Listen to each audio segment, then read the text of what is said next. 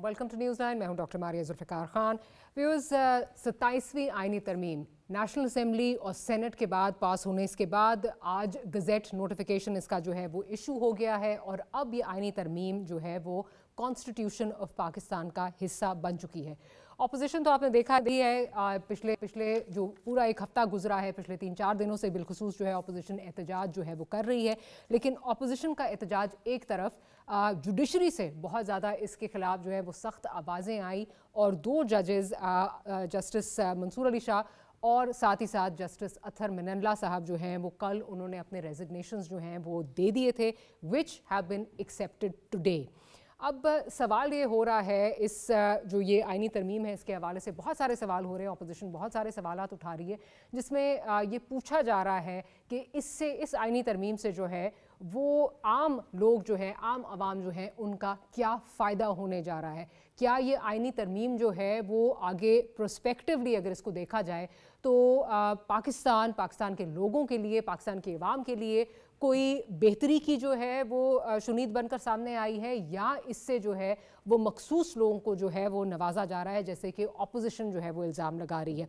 इन सारी चीज़ों को डिबेट करने के लिए हमारे साथ मौजूद हैं खेलदास कोहिस्तानी साहब, पाकिस्तान मुस्लिम लीग नवाज से आपका ताल्लुक है, साथ ही साथ नईम हैदर पंचोता साहब हमें ज्वाइन कर रहे हैं, पाकिस्तान तहरीक इंसाफ से आपका ताल्लुक है, और कादिर खान मल साहब भी हमारे साथ मौजूद होंगे, पाकिस्तान पीपल्स पार्टी से आपका ताल्लुक है। तो खेलदास साहब, अगर आपसे मैं शुरू करूँ, इस वक्त जो बहुत ज़्यादा बात हो रही है वो ये है कि जी एक ऑलरेडी 26वीं आईनी तरमीम जो है वो आ गई थी, उसमें जुडिशल कमीशन जो है वो जो एक आईनी बेंच है वो बन गया था। उसके बाद जो अब ये चेंजेस आई हैं दिस टैंटमाउंट्स टू कि जी आपने सारा कंट्रोल जो जुडिशरी का है वो यूसर्प कर लिया और अपने पास सारा कंट्रोल रख लिया है। वो ये कहा जा रहा है कि जब आपने अल्टीमेटली, बिकॉज अभी जिस तरह कहा जा रहा है कि प्रेसिडेंट और प्राइम मिनिस्टर की कंसल्टेशन से जो है वो चीफ जस्टिस जो है नॉमिनेट होगा, वो फिर जो है वो आगे अपना जो है वो पूरा बेंच बनाएगा, तो एक तरह से तो कंट्रोल जो है वो एग्जीक्यूटिव के पास है। लेकिन अगली दफ़ा जो होगा वो ये कहा जा रहा है कि जुडिशल कमीशन ही ये फैसले करेगी। तो सवाल ये हो रहा है कि अगर अगली दफ़ा जुडिशल कमीशन ने फैसले करने थे तो आप अभी उनको इख्तियार दे देते, तो जो ये तनकीद हो रही है ये शायद नहीं होती। इस पर आपका पर्सपेक्टिव लेना चाहूँगी। देखें डॉक्टर साहब, पहली बात ये कि ये जो वफाकी आईनी अदालत बनी है ये पाकिस्तान में सिर्फ मुतारफ़ नहीं है मॉडल, ये पहले भी दुनिया भर में मौजूद है।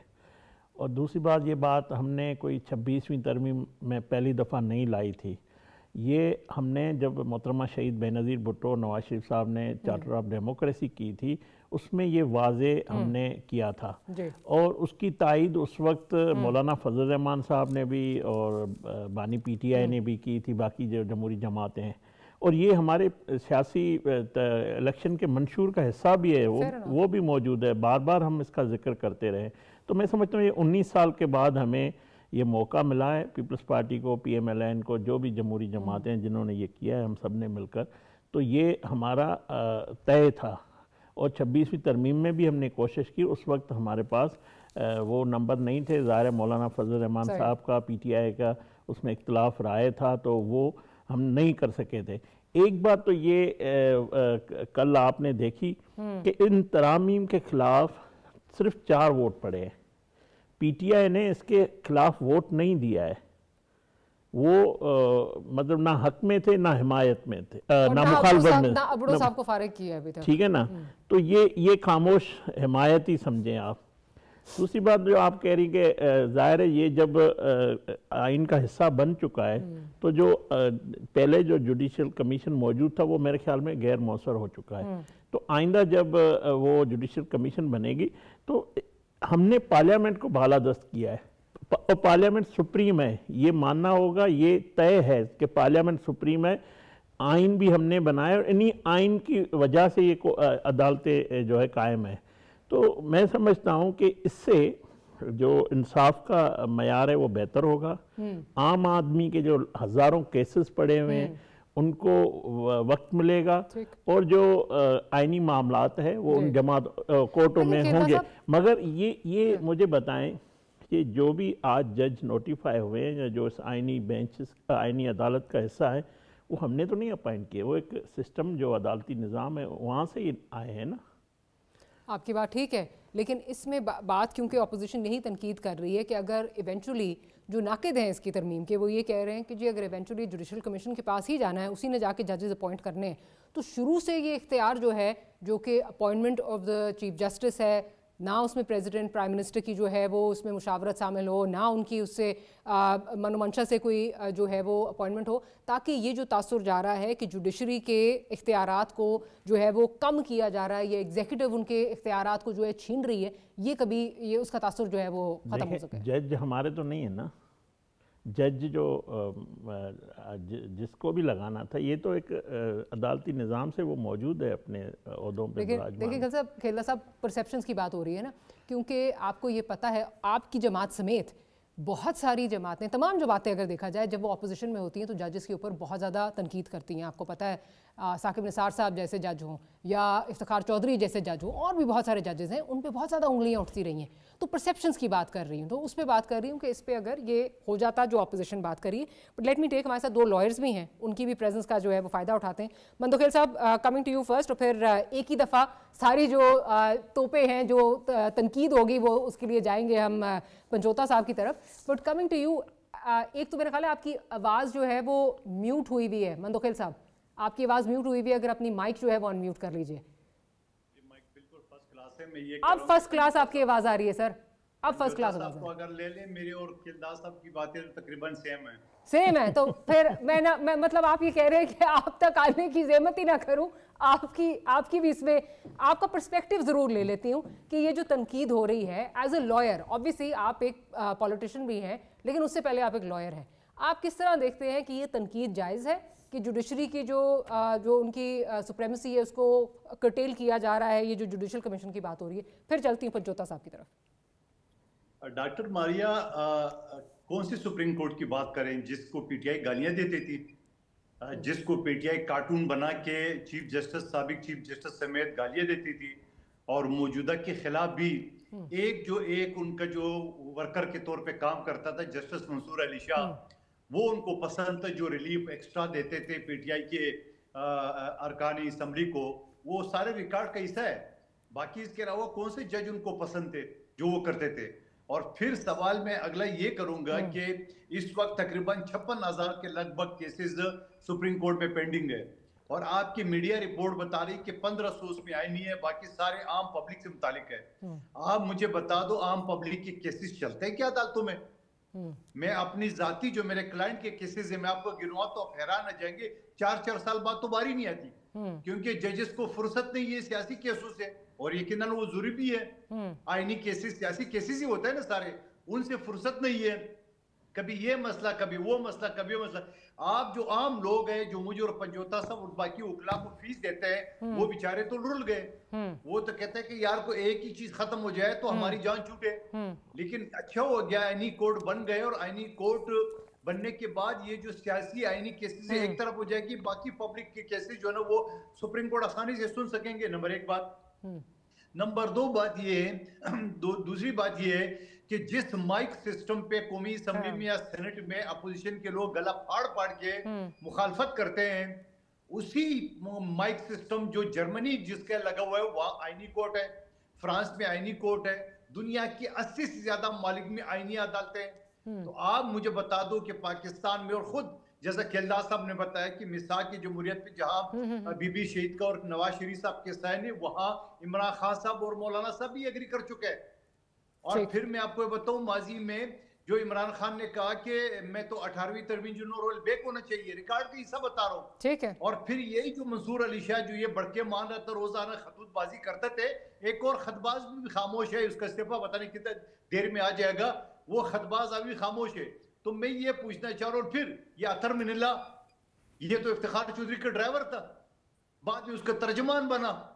इसकी क्वालिटी क्या है जो ये इस्लामाबाद हाई कोर्ट का जज बना था और बाद में चीफ जस्टिस बना? इसकी क्वालिटी ये है कि इफ्तिखार चौधरी की चमचकरी करता था। तो मेरे जो बिल था पिछले असेंबली में मैंने पेश किए, किरदार साहब गवाह है कि बाबा एक चपरासी की नौकरी के लिए तो आप 3-3 मरतबा इंटरव्यू साथ ना सर पूछते हो, हाई कोर्ट के जज क्यों डायरेक्ट लगाते हो? इस चैम्बर का बंदा, उस चैम्बर का, इस जज का भांजा, उस जज का भतीजा, क्यों भाई? इसी तरह अब अतर मिनुल्लाह भी इसी तरह अपॉइंट हुआ है, इसी तरह अपॉइंट हुआ है मंसूर अली शाह साहब। सवाल ये आज ये रिटायरमेंट के नजदीक आ गए, मंसूर अली शाह साहब चीफ जस्टिस नहीं बना तो शोर मचाना शुरू कर दिए। और आप तारीख में बता दें पंजोता साहब कि पाकिस्तान के तारीख में ऐसा कोई जज आपने देखा कि वो खतूत देख के अपने आप को मीडिया पे हाईलाइट करे, बच्चे भी खुश है घर पे, आज ही अब्बा का बयान आ गया। ये अब्बा है या सीनियर जज था? ये अब्बा जी ने खतूत लिख देता, क्या यही चीजें सारे? और फिर मारिया एक मिनट, जी, आज वो इजलास हुआ फुल कोर्ट का, किस इन्हीं के कहने पे बोला और ये भाग गए क्यों? आपके कहने पे तो फुल कोर्ट आ गया और आप भाग गए खुद। सवाल ये कि इन्होंने पीटीआई का एडवाइजर या सेनेटर बनना है, इन्होंने रिटायरमेंट के बाद जो है करोड़ों रुपए के केसेस लेना है पीटीआई के, इन्होंने रिटायरमेंट के बाद वैसे साल 2 साल रह गए तो चलो कुछ सियासत ही खेल लेते हैं, सियासत तो पहले से कहते आ रहे हैं। ये उनका इशू है और कोई इशू नहीं है। Pakistan bar council, supreme court bar का सदर, पाकिस्तान की मेजॉरिटी बार एसोसिएशन इस आइन की हिमायत करते हैं। आपका पॉइंट आ गया और मैं आपसे नहीं पूछूंगी जो जुडिशल कमीशन पे एतराज़ हो रहा है कि जी अगर कल ये जो है वो रिस्पॉन्सिबिलिटी जजेस की अपॉइंटमेंट की responsibility judicial commission of Pakistan पे सौंपी जाएगी तो ये अभी क्यों नहीं हो सकता, ताकि इससे वो इम्प्रेशन कि जी इंक्रोचमेंट हो रही है वो ज़ाइल हो सके। मैं नहीं आपसे पूछूंगी, आपने पहले कह दिया आपके और खिलदा साहब का परसेप्शन एक ही है, आपके मौक़िफ़ एक ही है। तो मैं पंचोता साहब की तरफ चाहती हूँ।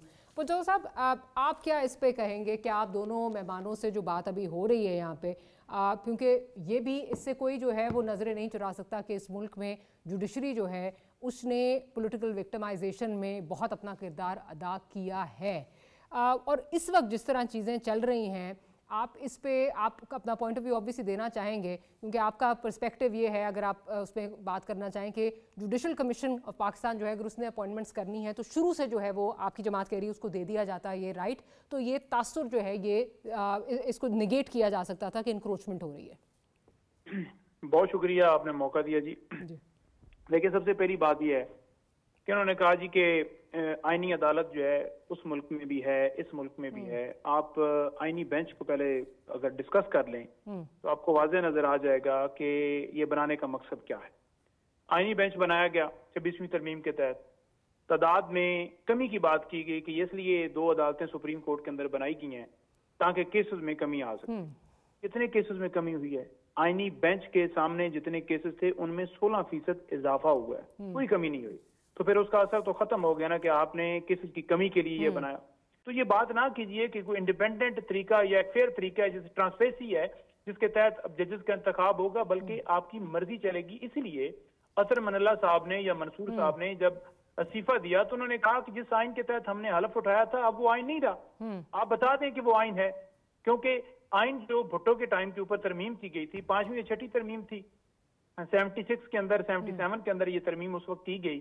तो उसमें यह था कि जजेस की ट्रांसफर जो है वो उसमें इख्तियार दिया गया था, इसी तरह का जो 18वीं तरमीम के अंदर तब्दील किया गया कि जजेस को एक जगह से दूसरी जगह ट्रांसफर किया जाएगा। तो ये जब तरमीम वापस की गई, 18वीं तरमीम लाएगी, तो उसके अंदर यही नुक्ता था कि इससे अदलिया की जो आजादी है वो सलब हो रही है। हमने अदलिया को इंतजामिया से अलग रखना है, क्योंकि पाकिस्तान में आपको पता है कि किस तरह फेयर इलेक्शन कहाँ होते हैं, कहाँ पर जो है लोगों के मैंडेट के एहतराम किया जाता है। तो इसलिए ये एक अदारा ऐसा बचा था जिसके पास फिर भी बंदा जाता था तो कोई ना कोई रिलीफ मिल जाता। विद ऑल ड्यू रिस्पेक्ट, आपका ऑब्वियसली आपका पेरेंट अदारा है, अरशद मलिक साहब का जो केस है जो आपके टाइम पे हुआ था वो भी याद रखना चाहिए, बिल्कुल याद रखना चाहिए। लेकिन यही मसला है ना कि ये आप नहीं समझते जुडिशरी पे एक जो है वो कलंक जो है वो लग चुका है, पॉलिटिकल विक्टिमाइजेशन जुडिशरी करती है, ये कलंक लग चुका है। चाहे कोई भी जजेस हो, जो भी आप अभी देख लें, जो मतलब अगर साकिब निसार साहब का देख लें,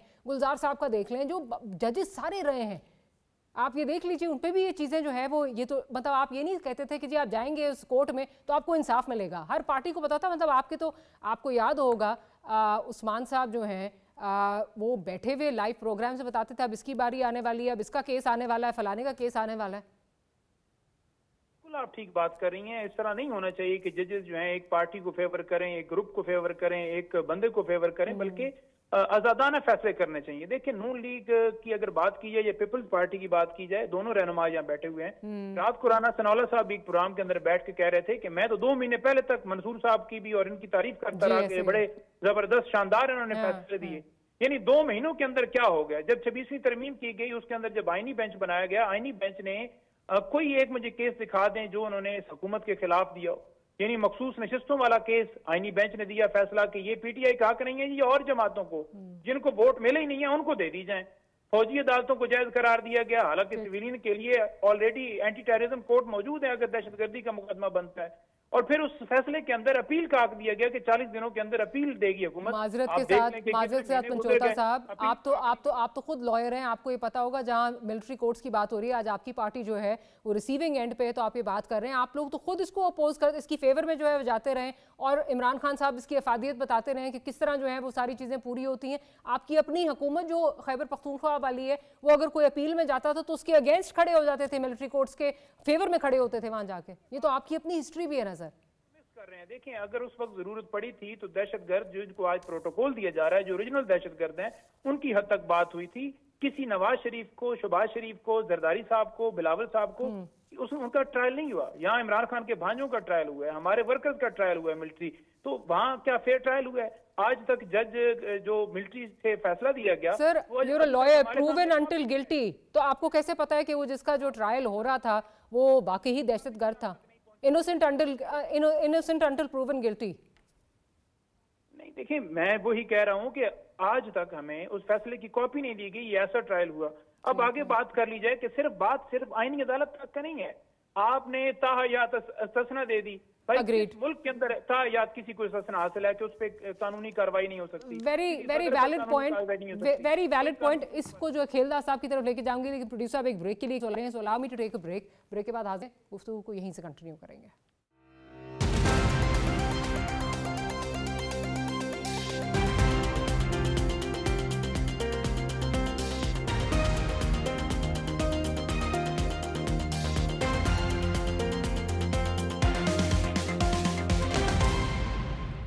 welcome back after the break.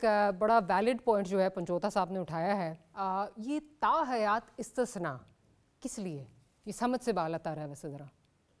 देखिए, जब कोई भी कोalition होती है या मुश्तरका हुकूमत हो, इस तरह के मिलकर फैसले किए जाते हैं, तो किसी की तरफ से ये ख्वाहिश का इज़हार होता है कि इस तरह की कानून साजी की जाए, तो कोई इसमें हर्ज नहीं है। मगर सदर ममलकत एग्जीक्यूटिव ओहदा नहीं है, या वो कोई इख्तियारात इस्तेमाल कर रहे हैं, उनके फ़ैसले हो रहे हैं। मैं समझता हूँ ये इस्तिस्ना है, तब भी कोई फ़र्क नहीं पड़ता।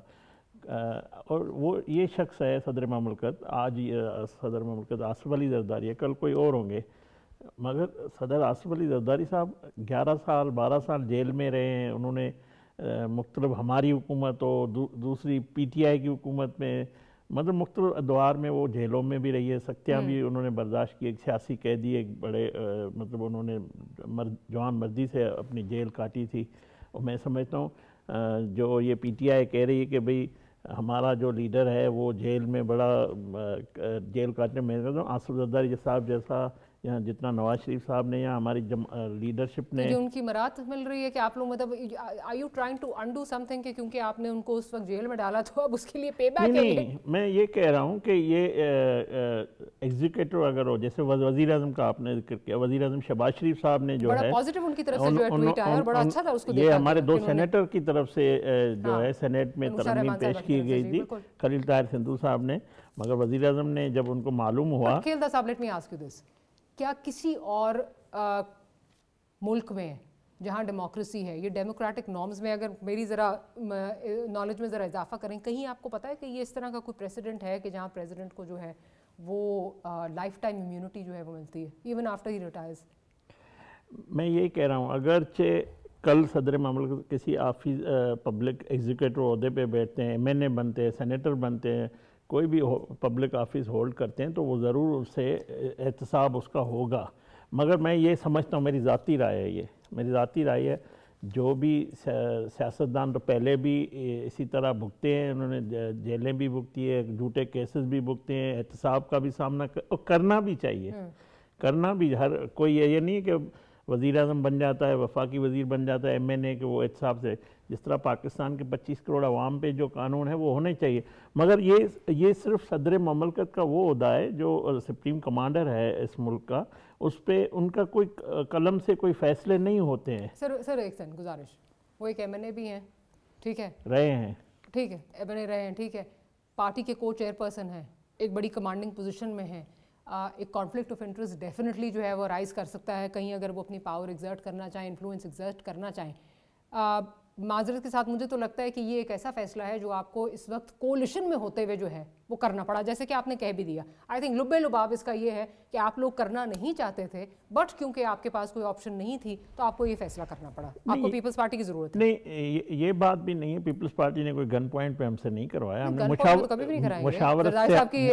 मुशावरत से हमने मिलकर किया है। इसके जितना फैसले के हम भी जिम्मेवार हैं, इस फैसले के, ये नहीं कि हम अपनी जिम्मेवारी, जब फैसले से पहले ज़रूर डिबेट होती है, जब फैसले हो जाते हैं तो इत्तेफाक राय से होते हैं। लेट मी आस्क, मैं मंदोखेल साहब की तरफ चलती हूँ। मंदोखेल साहब ऑब्वियसली आपकी पार्टी के जो है वो को चेयरपर्सन है, बट हैविंग सेड दैट मेरी नॉलेज में इजाफा होगा कि कहीं इस तरह का और कहीं ये चीज़ एग्जिस्ट करती है जहाँ प्रेसिडेंट को लाइफ टाइम इम्यूनिटी जो है वो मिल जाए।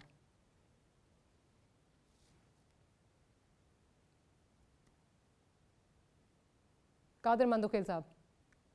जी जी जी देखिए, पहली बात तो ये कि हजरत उमर का लोग हवाला देते हैं, बहुत सारे मौलाना या PTI के लोग। हजरत उमर के दौर में झूठे और फरेबी और इस तरह केसेस नहीं होते थे जो मौजूदा दौर में होते हैं। आप देख रहे हैं कि बिलावल भुट्टो साहब जब 1 साल का था उम्र, उस वक्त में उनके खिलाफ जो है ना वो नेब का केस बना था, आपको याद होगा, आसिफ अली जरदारी साहब के साथ उनका। दूसरी बात ये कि सदर पाकिस्तान आसिफ अली जरदारी साहब पहले ही सिविलियन सदर है जो 2 मरतबा बाकायदा मुंतखब होगा है, और वो सुप्रीम कमांडर है अफवाज पाकिस्तान के।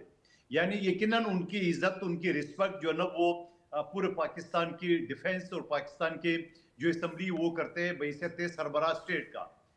क्या ये अच्छा होगा जो एक शख्स 70 साल से ज्यादा उम्र है उसकी और वो 12 साल जेल में रहे और उनके ऊपर तशद्दुद करके थाने में, उसकी सिविल लाइन थाना कराची में उसकी जबान काटी गई, जिसका केलदा साहब ने जिक्र किया, और वो सदारत की कुर्सी से अड़ते है इमरान खान साहब या कोई और इस तरह बंदा जो पूरा आपस इंतकामी कार्रवाई करके, और एक बुजुर्ग शख्स जो कल तक अफवाज पाकिस्तान का सुप्रीम कमांडर था और अगले दिन एक पुलिस सिपाही जिसको हम टुल्ला कहते हैं वो उसको खींच के थाने ले जाए। क्या ये पाकिस्तान की सुप्रीम कमांडर के साथ ये अच्छा सलूक होगा? नंबर 1 बात। दूसरी बात ये कि मैं माजरत के साथ कहना चाह रहा हूँ, खेलदार साहब ने कहा कि वज़ीर आज़म ने हमारी तरफ से ये एक मुतफ़क्का मिनट में वो और बाकायदा वज़ीर आज़म साहब का 2 सेनेटर ने ये बिल पेश किया है, और 2 सेनेटर ने जब बिल पेश की तो हो ही नहीं सकता है ये बात। मैं माजरत चाह रहा हूँ फिर खेलदार साहब से कि शहबाज शरीफ साहब को पता ही नहीं और उनका इस्तेस्ना उनकी सेनेटर दाखिल करे होंगे।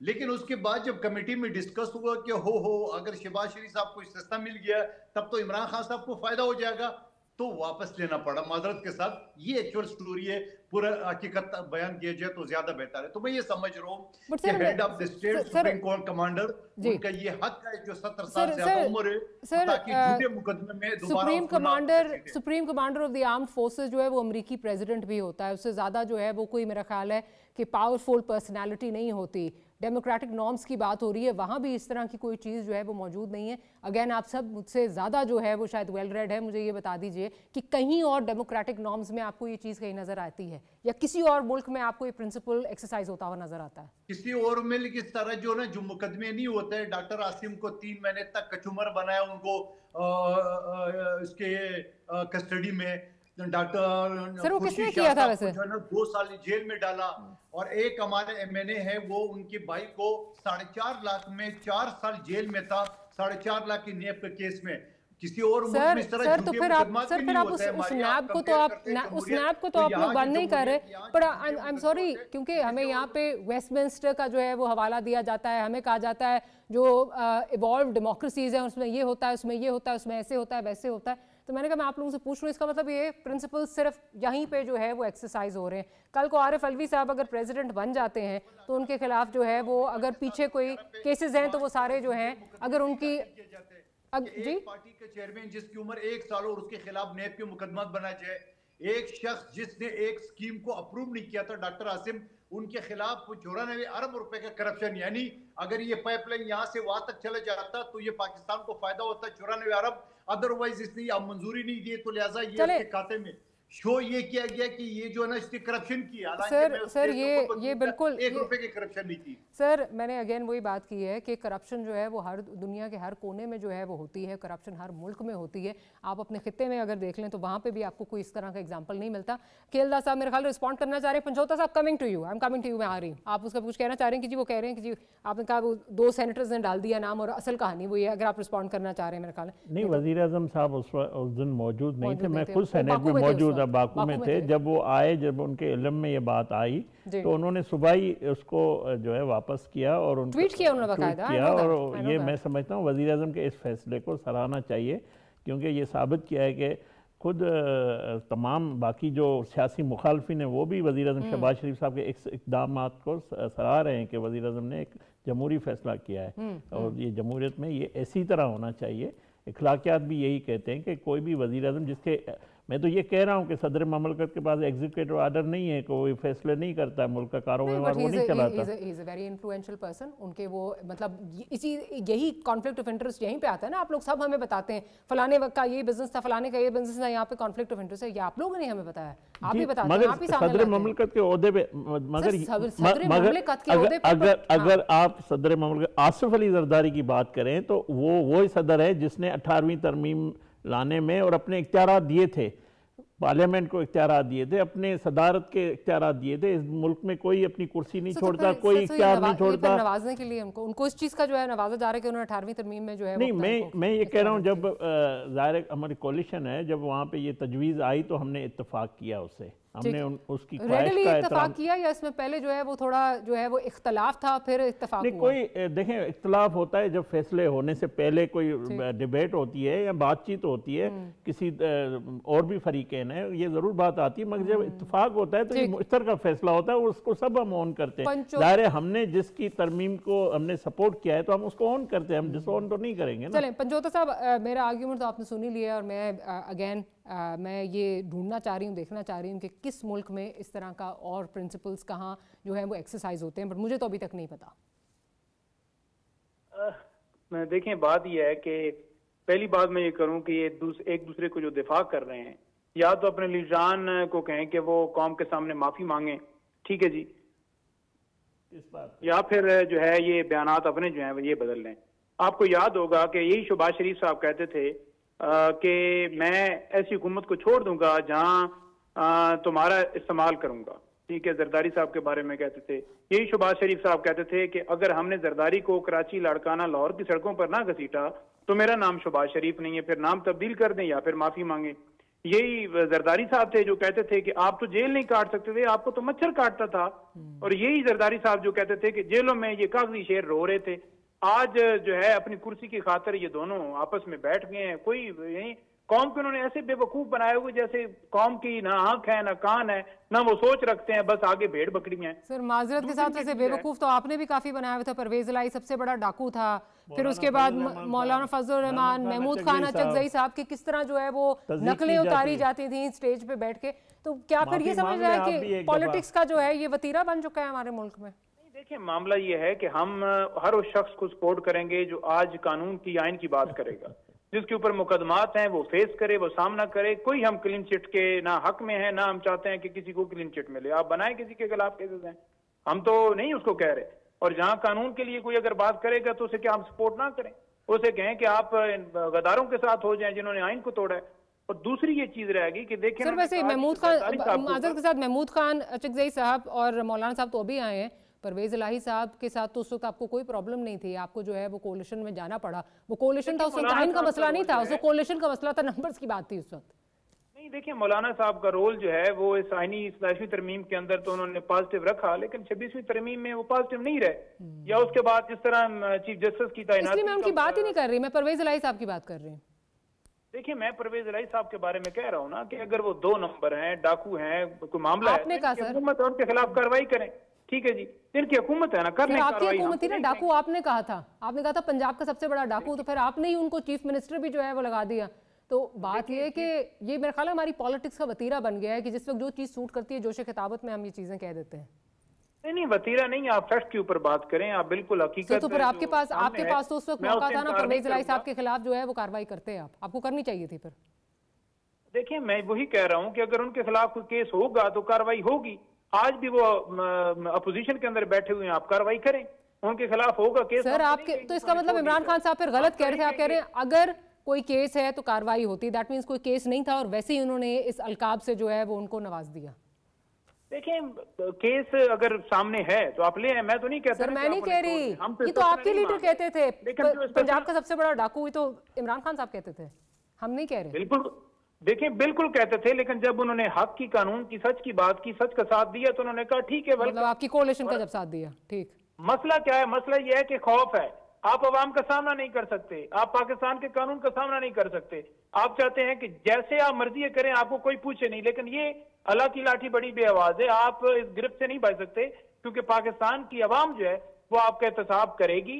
आप बेशक 27वीं तरमीम के बाद 127वीं तरमीम कर दें, ये तमाम तरमीमें वापस होंगी, क्योंकि अवाम की ताकत जो है ना वो सबसे सुप्रीम है, और अवाम के कटहरे में हम आपको लाएंगे। इसी की जद्दोजहद है हमारी, इसी की जद्दोजहद। अच्छा, इस पे अब बहुत ज़्यादा जो भी बात कर रहे हैं 127वीं कर लें तरमीम, तो अब ये भी हो रहा है जी 28वीं तरमीम की भी जो है तैयारी की जा रही है।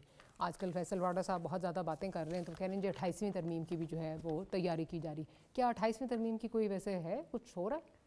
देखिए, बुनियादी काम हमारा लेजिस्लेशन करनी है, हम आए इसीलिए हैं, बैठे इसलिए हैं, पार्लियामेंट का काम ही ये है, तो क्यों नहीं होगी जब जरूरत। खेलदा साहब एक चीज़ शुरू में जब, क्योंकि अवाम की अब आपने बात की, जब 26वीं तरमीम आई थी तो उसमें पेंडेंसी की बहुत बात की गई थी कि हमारे जो कोर्ट्स हैं उनमें पेंडेंसी बहुत ज़्यादा है। इस वक्त अगर बात की जाए, जिस वक्त चीफ जस्टिस साहब आए थे तो गालिबन ऑलमोस्ट 60,000 केसेस जो हैं वो पेंडिंग थे, और इस वक्त जजेस की तादाद बढ़ाने के बाद भी अगर इस वक्त देखा जाए तो तकरीबन 57,000 केसेस जो हैं वो पेंडिंग है। आप चलें अब ये कह दें कि जी उसमें नहीं हुआ, ये क्या वजह है कि जहां आप जजेस लगा रहे हैं या आप कह रहे हैं कि जजेस का तरीकाकार जो है उसको चेंज कर रहे हैं, अकाउंटेबिलिटी जजेस की इसमें क्यों नहीं होती कि जहां आम साइल को जो है इंसाफ नहीं मिलता, पेंडेंसी जिसके कोर्ट में ज़्यादा है और उसकी वजूहात भी नहीं समझ आती, डेट पे डेट, उस पर क्यों नहीं कुछ करते जहाँ आम साइल का जो है कोई फ़ायदा हो? मैं समझता हूँ अब जो ये आइनी अदालत कायम हुई है, इसके बाद जो आम केसेस हैं, मुख्तलिफ केसेस जो बाकी केसेस हैं, उस पर इनको वक्त मिलेगा। ये सियासतज़दा जजेस बैठे हुए थे, तो जजेस तो अभी भी वही हैं सर, जजेस तो चेंज नहीं हुए। नहीं, जजेस ये भी थे जो अपने किसी से वफादारी की बातें करते थे, अपने बच्चों की ख्वाहिशात के मुताबिक फैसले देते थे। मेरी गुजारिश अगर सुने, नावल पढ़ के किसी को सजा देते थे। आपकी बात सही है। देखें, 18 जजेस थे जिस वक्त अभी आपने ऐड नहीं किए थे, ठीक है, उसके बाद ये 26th अमेंडमेंट आ गई, 25 जजेस तक तादाद चलेगी, पेंडेंसी फिर भी नीचे नहीं आई।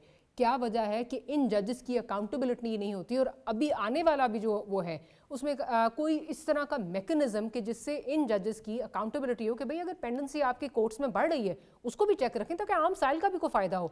जी देखें, बिल्कुल मैंने कहा हमारा बुनियादी काम ये है, हम जो चीज़ कर रहे हैं, कल अगर साल के बाद वो हमारे नताइज नहीं आते तो जहाँ पे हमें ज़रूरत पड़ेगी तो हम फिर तरमीम करेंगे। ये मेरे भाई पंजोता साहब कह रहे हैं आइन, इनके पार्टी के चेयरमैन जो इस वक्त बैरिस्टर गोवर, उसकी तकरीर आप निकाल लें जो उसने आइनी तरामीम पे बात की। उन्होंने कहा है कि ये आइन जो है ये मुकद्दम नहीं है, जो इमरान खान साहब बोलेंगे वो आइन है। मुझे बताएं कि पाकिस्तान से और आइन से ज़्यादा कोई और शख्सियत कोई मुकद्दम है?